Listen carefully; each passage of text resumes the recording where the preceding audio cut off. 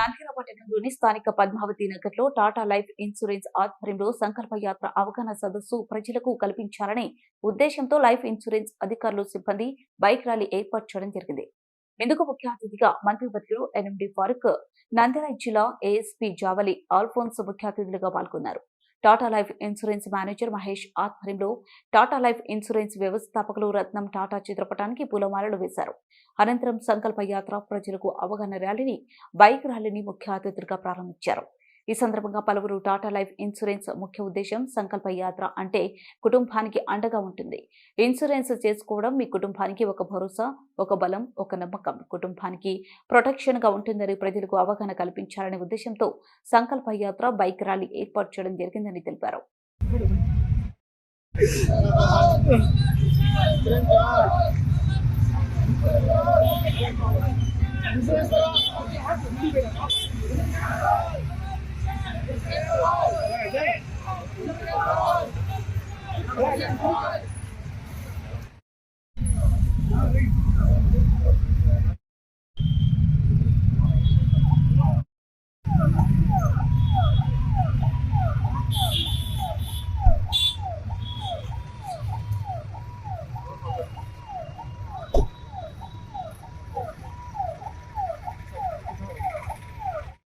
అండి, మన నంద్యాల పట్టణంలో టాటా ఏఏ life insurance company last 4 months మనం స్టార్ట్ చేశాము. ఈ రోజు సంకల్ప యాత్ర అని ఒక అవేర్నెస్ ప్రోగ్రామ్ ని మనం స్టార్ట్ చేశాము. ఆ సంకల్ప యాత్ర ఏంటంటే మెయిన్ కారణం ఇన్సూరెన్స్ ఫర్ ఆల్ ఇండియా.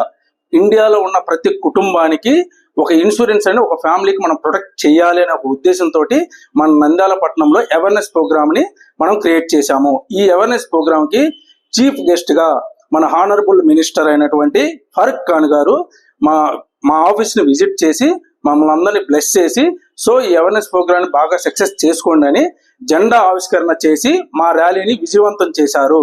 అలాగే ఐపీఎస్ అయినటువంటి